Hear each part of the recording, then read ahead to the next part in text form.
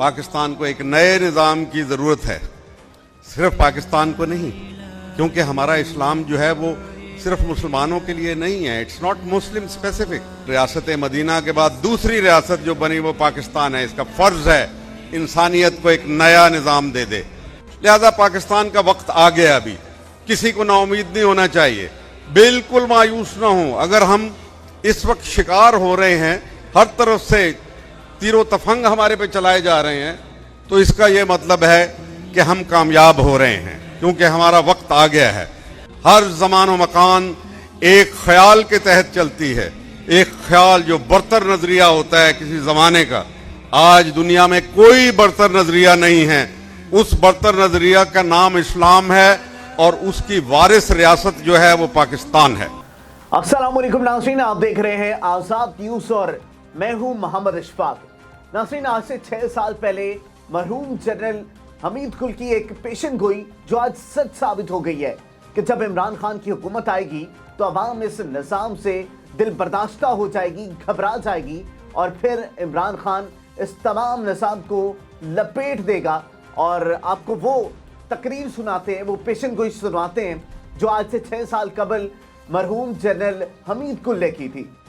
क्योंकि वक्त बहुत कम है, सब लोग बहुत इंतज़ार कर चुके होंगे।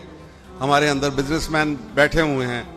पाकिस्तान को एक नए निज़ाम की ज़रूरत है, सिर्फ पाकिस्तान को नहीं, क्योंकि हमारा इस्लाम जो है वो सिर्फ मुसलमानों के लिए नहीं है। It's not Muslim specific.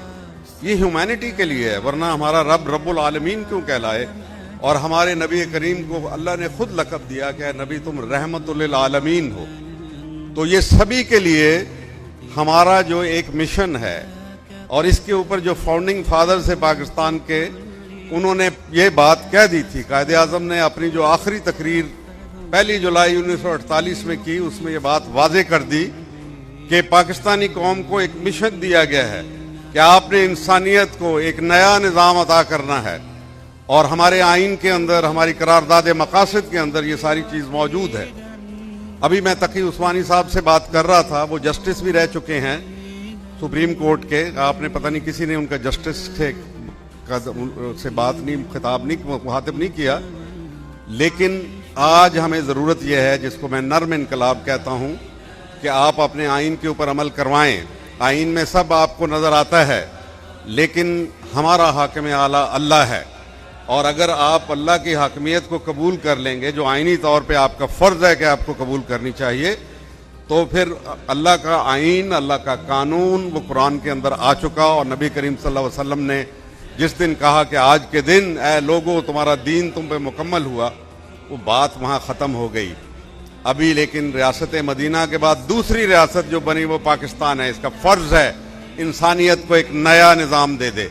Pakistan का आइन वाहिद आइन है दुनिया के अंदर जो कहता है कि इंसानियत की फलाह बहबूद, उसके अमन और उसकी खुशहाली के लिए, उसकी खुशी के लिए आपने काम करना है। कितनी बड़ी बात है। किसी दुनिया का आइन ये नहीं कहता।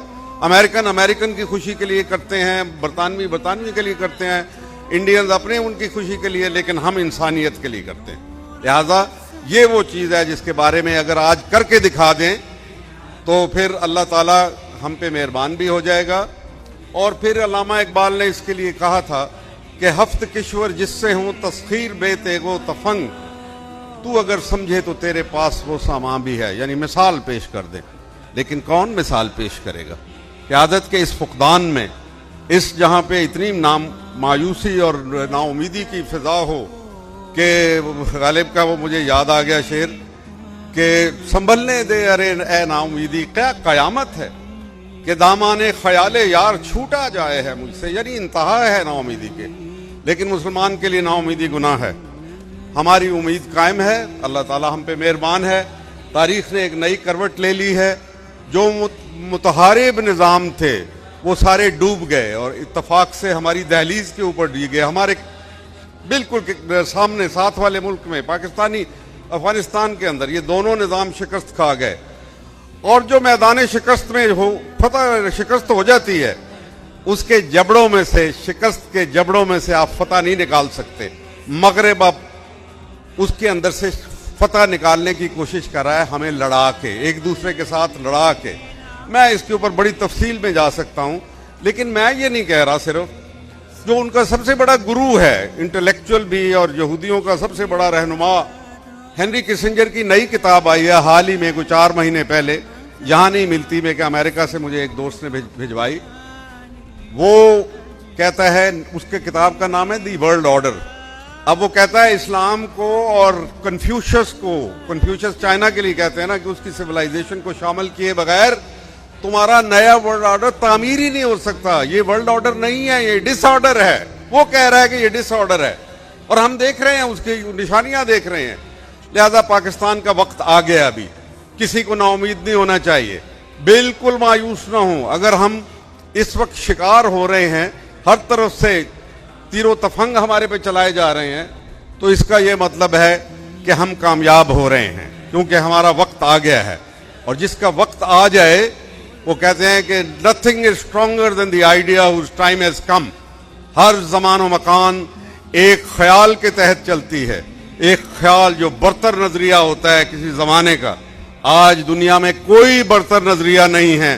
اس برتر نظریہ کا نام اسلام ہے، اور اس کی وارث ریاست جو ہے وہ پاکستان ہے. یہ اس کے لیے آئی ہے. لہذا پاکستان نے آگے جانا ہے، آگے ہی جانا ہے، اور آگے ہی چلتا رہے گا. پاکستانی نوجوانوں کے لیے جو یہاں بیٹھے ہوئے ہیں اور جو سن رہے ہیں، میں یہ آپ کو خوشخبری دینا چاہتا ہوں کہ اللہ تعالیٰ نے آپ کو قیادت کے لیے چن لیا ہے. لیکن آپ کو اپنے اندر کو، ضمیر کو صاف کرنا پڑے گا. آپ کو اپنا کردار سازی کرنی پڑے گی. جہاں آپ دنیا کے کام کریں گے، کوئی نہیں کہتا کہ آپ کو روک لیا جائے.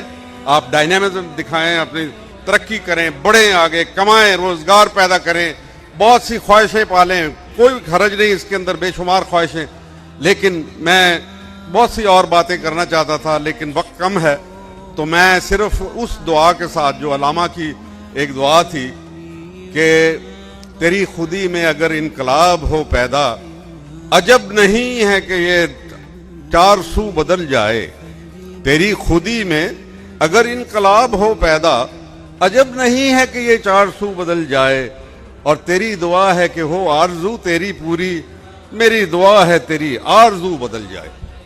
تو اپنی آرزوؤں کو بدلیں، کہ آرزو جب بدلے گی تو اللہ تعالیٰ جب شدت اس اختیار کرے گی آرزو، اللہ اس کو دے دے گا، عطا کر دے گا. پاکستان کا یہ اکنامک ماڈل نہیں ہے. یہاں بزنس مین بیٹھے ہوئے ہیں. We have to get rid of it. Market economy, market capitalism ہے، یہ ایکسپلائٹیشن ہے. ہمیں اس کو فارغ کرنا ہے. ہمارے پاس اتنا خوبصورت معاشی نظام ہے، لیکن ہم اس کو چھوڑ کے اور پتہ نہیں کس کس ماڈل کے پیچھے ہم بھاگ رہے ہیں، جو خود اپنے گھروں میں شکست کھا گئے ہیں. مغرب جمہوریت سے ہم تنگ آ گئے، عاجز آ گئے. اور جہاں تک قرضوں کا تعلق ہے، جو ہمیں بوجھ ڈلا ہوا ہے، ان کو کہو جاؤ، یہ قرضے نہ ہمارے پہ خرچ کیے گئے، نہ ہم سے پوچھ کے لیے گئے، اور نہ ہمارے میں سخت ہے، بھاگ جاؤ یہاں سے. ان کو ضرورت ہے پاکستان کی. یقین کرو کہ یہ کبھی بھی آپ سے قرضے لینے کے لیے، کیونکہ آپ نیوکلیئر حیثیت کے مالک ہیں. اور اگر آپ کہیں گے یہ آج دنیا کو ضرورت ہے، مڈل ایسٹ کو ضرورت ہے آپ کے انہوں نے تسلیم کر لیا، آپ کی قیادت کو تسلیم کر لیا عملاً، تو آپ جناب فکر نہ کریں. اگر وہ کہیں گے تو ہمارے پاس ایسی چیزیں بھی جو ہیں، ان کو کہو پھر ہم وہ فروخت کر کے تمہارے قرضے اتار دیں گے. یا پھر وہ بینکوں میں جو لٹا ہوا پیسہ پڑا ہوا ہے تمہارے بینکوں کے اندر، خود اسحاق ڈار نے کہا کہ $200 بلین پڑا ہوا ہے پاکستانیوں کا، تو وہ رکھ لو، اس کو ضبط کر لو اور ہماری جان چھوڑ دو. ہم نے تمہارا کوئی قرضہ ادا نہیں کرنا. بہت شکریہ. السلام علیکم.